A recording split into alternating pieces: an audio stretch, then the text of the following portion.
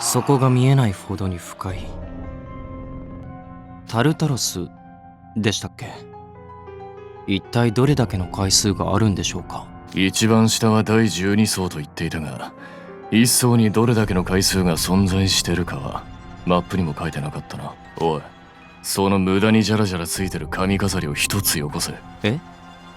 ああ、どうぞ。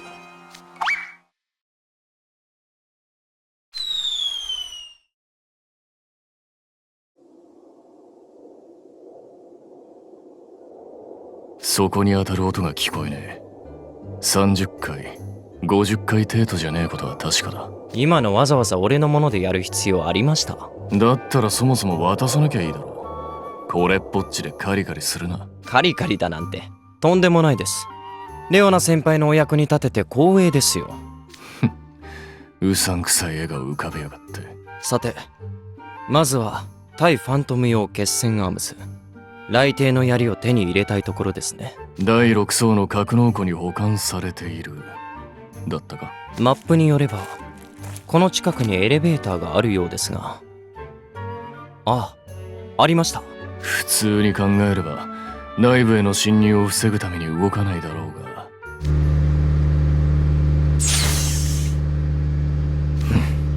目の前に立った瞬間にわざとらしく扉が開きやがった。あの兄弟、俺たちを挑発してやがるな。今この施設は全てオルトの支配下にありますからね。これは十中八九罠でしょう。危ないのでレオナ先輩は俺の後ろに。さっさと行くぞ。ちょっとレオナ先輩、一人で進まないでください。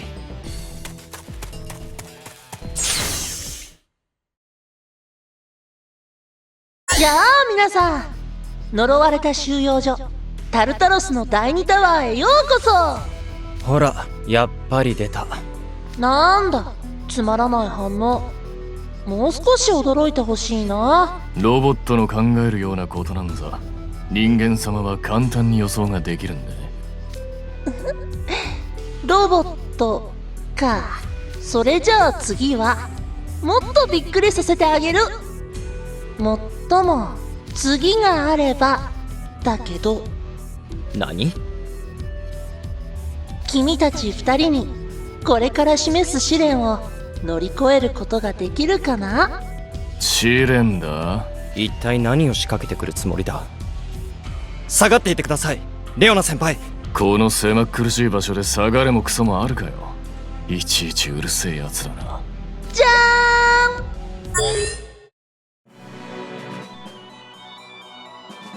ーん。壁に映されたのはヒドラの逆襲？待機時間にやらされたあのくだらねえゲームじゃないか。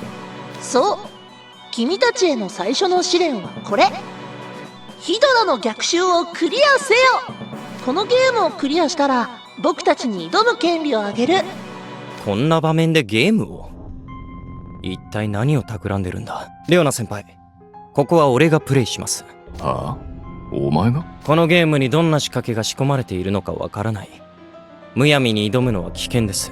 おい、たかがテレビゲームだぞ。いいえ、警戒してしすぎることはありません。もしかしたらコントローラーを握っただけで電流が。もう疑り深いな。そんな物騒なことするわけないでしょ。まあいい。そんなにやりてっつうならどうぞご勝手に。プレイヤーはジャミル・バイパーさんだね。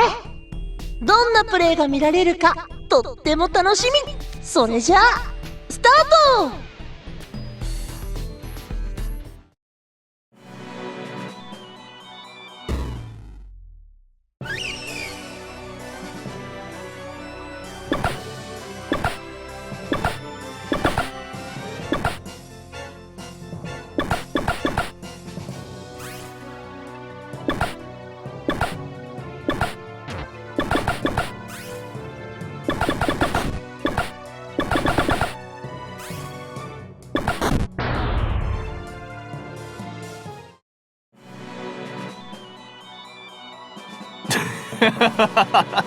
だせえな。即ゲームオーバーじゃねえか。ちょっと待て。なんだ今のゲームは。レオナ先輩がやってた時よりずっと難しくなってるじゃないか。当たり前だよ。同じことをやったって面白くないでしょ。あれだけしゃしゃっておいたそのざまか。口ほどにもねえな。あなたどっちの味方なんですか。しかし負けてしまったのは俺の責任です。万が一の時にはこの命に変えても。そんなにシリアスにならないでよ。ゲームは楽しくやらなきゃでしょ。仕方ないから難易度を下げてもう一回プレイさせてあげる。さあもう一度コントローラーを握って。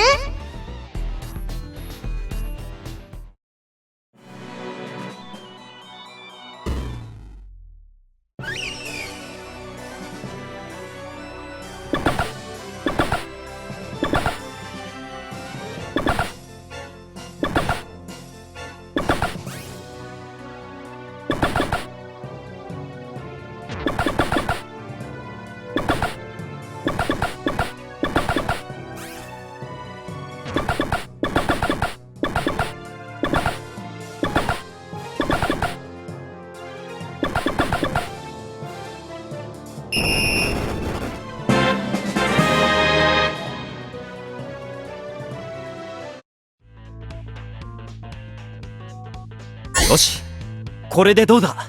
なかなかのハイスコア。さすが経験者のだけはあるね。その調子でダンジョンのミッションもどんどんこなしてほしいな。ミッション。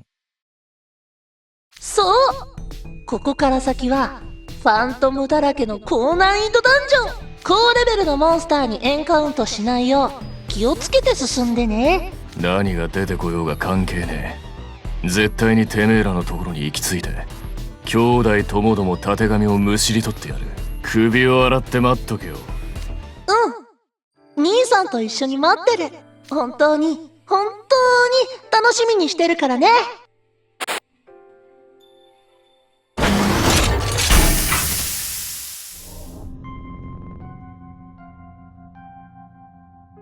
何が楽しみだ。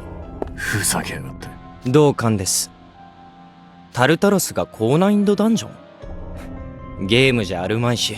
それじゃあ俺らはあいつの操作するキャラクターってところか。面白い冗談だ。エレベーターはもう動かない。気を引き締めて階段を進みましょう。何が起こるか分かりません。俺から離れないでくださいね。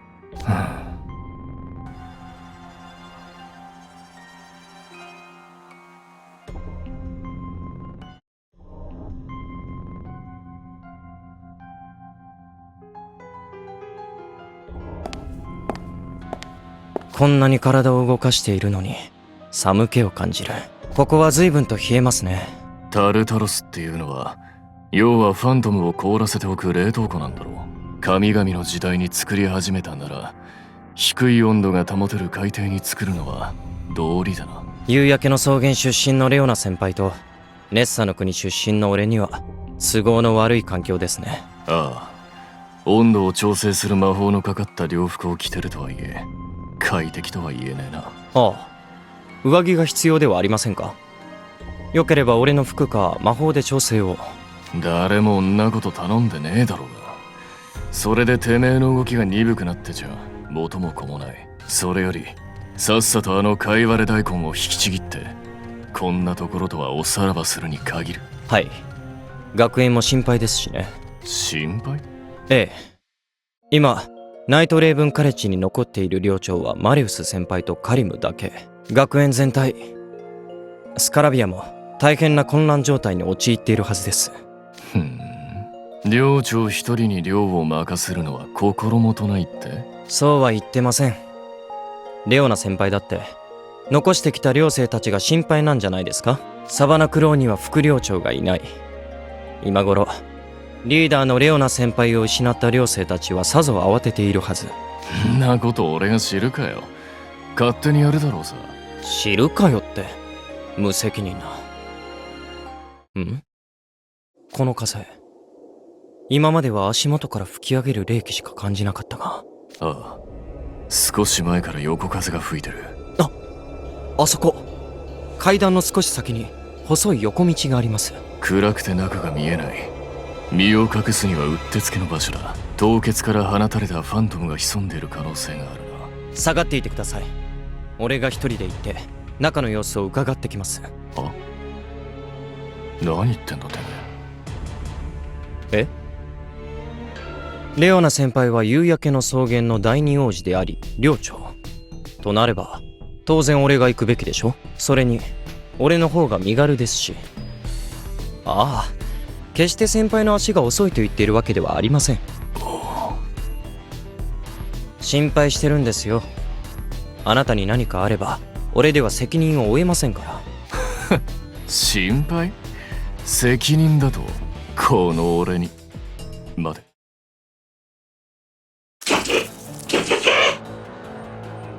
遅かったな。何が近づいてきやがる。案の定だ。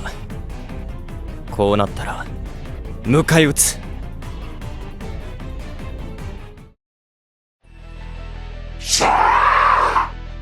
俺と勝負？いいぜ。受けて立つ。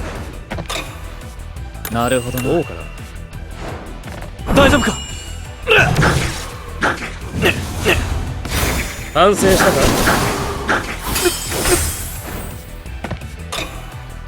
か？はいはい。なるほどな。やる気か。どうだ？俺もそうする。お前は俺の手の内だ。俺を見。熱くなるのは得意じゃないんだ。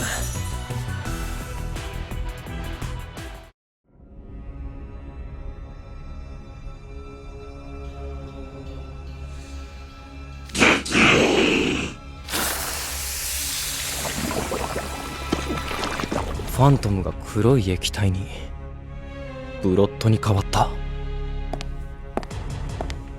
あ、レオナ先輩、不用意に近づかないでください。ブロッドの影響を受けるかもしれない。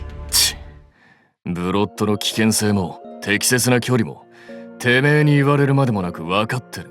改めて見ると気色悪いもんだ。見ているだけで身の毛もよだつ。インクのシミみたいに気味悪く広がって周囲を汚して干からびて消えた。俺たちもオーバーブロッドしたままだったらああなっていたのかもしれませんね。魔法師なら誰でもブロッドの影響を受ける。生地力のある魔法師ならなおさらだ。俺が一人で行って中の様子を伺うって随分と余裕かましてくれるじゃねえか。俺はあの場にふさわしい行動をしたまでです。緊急時だからこそより慎重にならなくては。地図によるとこの先にある扉を抜ければファントムたちの収容所。